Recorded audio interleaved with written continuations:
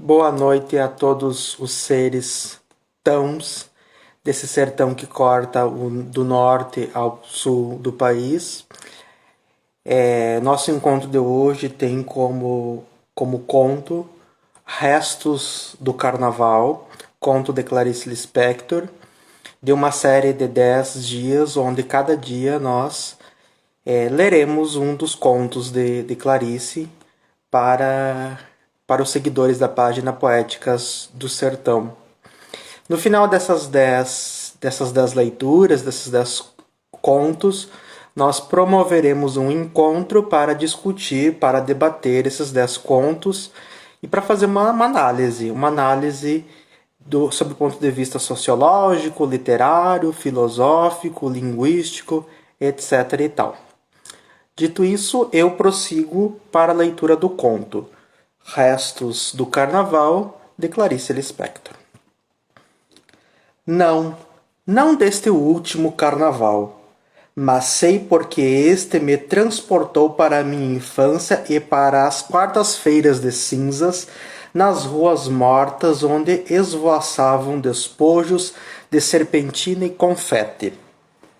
Uma ou outra beata com um véu cobrindo a cabeça a ir à igreja, atravessando a rua tão extremamente vazia que segue ao carnaval. Até que viesse o outro ano. E quando a festa ia se aproximando, como explicar a agitação íntima que me tomava?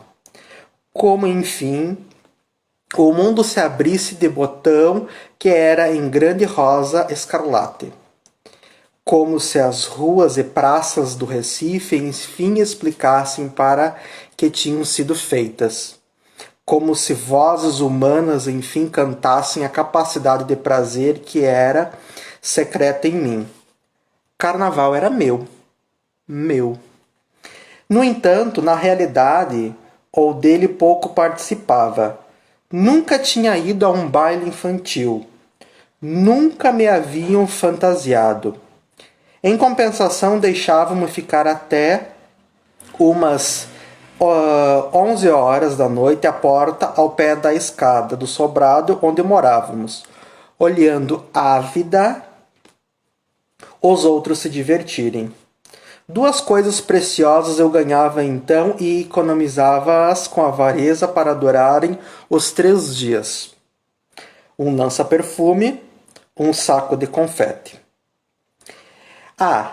Está se tornando difícil escrever, porque sinto como ficarei de coração escuro ao constatar que, mesmo me agregando tão pouco à alegria, eu era de tal modo sedenta que um quase nada já me tornava uma menina feliz. E as máscaras? Eu tinha medo, mas era um medo vital e necessário, porque vinha ao encontro da minha mais profunda suspeita de que o rosto humano também fosse uma espécie de máscara. À porta do meu pé de escada, se o mascarado falava comigo, eu de súbito entrava em contato indispensável com o meu mundo interior, que não era feito só de duendes e príncipes encantados, mas de pessoas com o seu mistério. Até meu susto com os mascarados, pois era essencial para mim. Não me fantasiavam. No meio das preocupações com minha mãe doente, ninguém em casa tinha cabeça para carnaval de criança.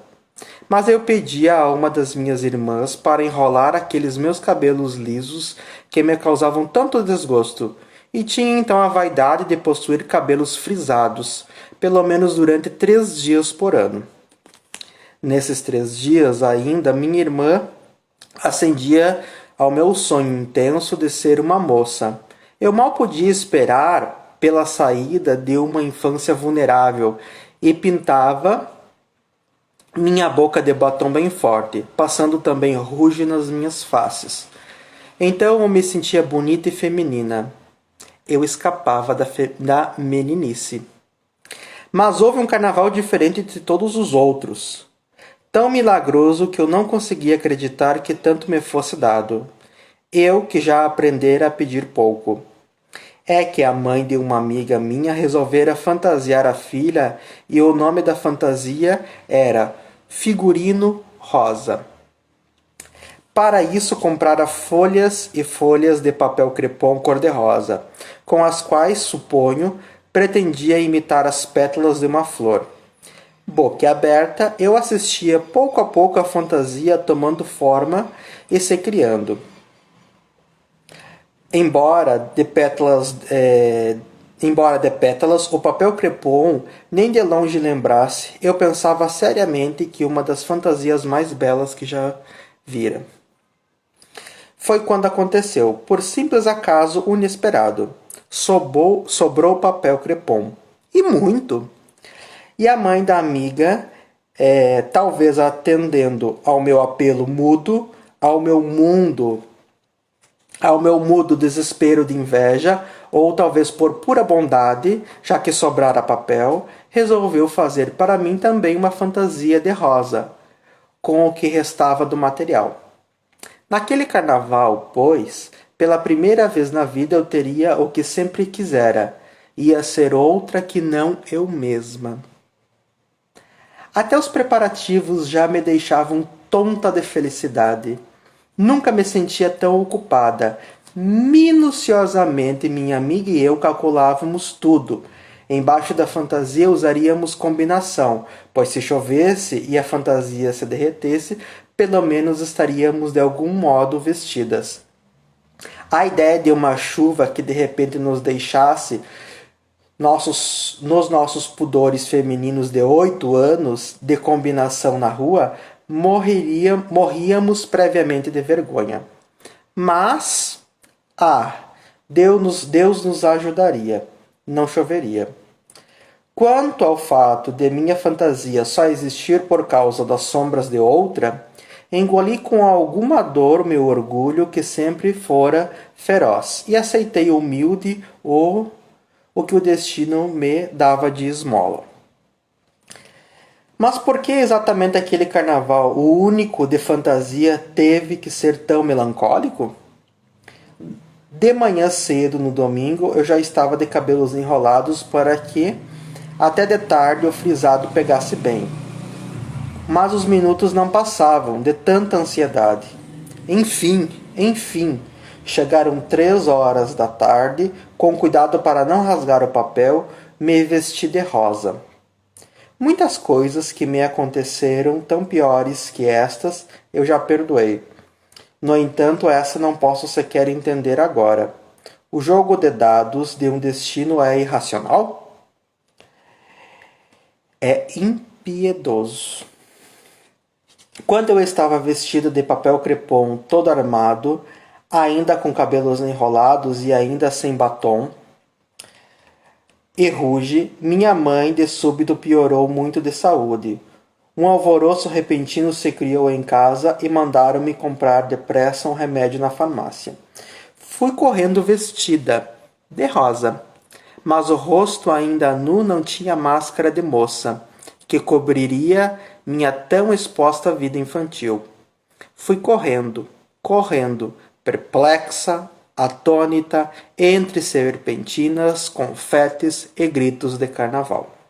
A alegria dos outros me espantava.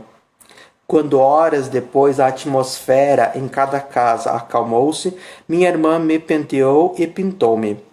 Mas alguma coisa tinha morrido em mim. E, como nas histórias que eu havia lido sobre fadas que encantavam e desencantavam pessoas, eu fora desencantada. Não era mais uma rosa. Era uma nova menina. Desci até a rua e ali de pé eu não era uma flor. Era um palhaço pensativo de lábios encarnados. Na minha fome de sentir êxtase, às vezes começava a ficar alegre, mas com remorso lembrava-me do estado grave de minha mãe, e de novo eu morria. Só horas depois é que veio a salvação, e se depressa agarrei-me a ela é porque tanto precisava me salvar. Um menino de mais ou menos uns 12 anos, o que para mim significava um rapaz, esse menino muito bonito parou diante de mim, e numa mistura de carinho, grossura, brincadeira e sensualidade, cobriu meus cabelos já lisos de confete. Por um instante ficamos nos defrontando, sorrindo, sem falar. E eu então, mulherzinha de 8 anos, considerei pelo resto da noite que enfim alguém me havia reconhecido. Eu era, sim, uma rosa. Termino a leitura do conto de Clarice. Restos do carnaval. E queria ter aqui na minha frente alguém para dedicar essa rosa.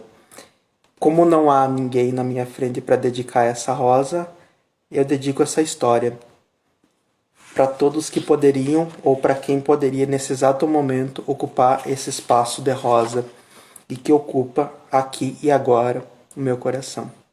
Boa noite.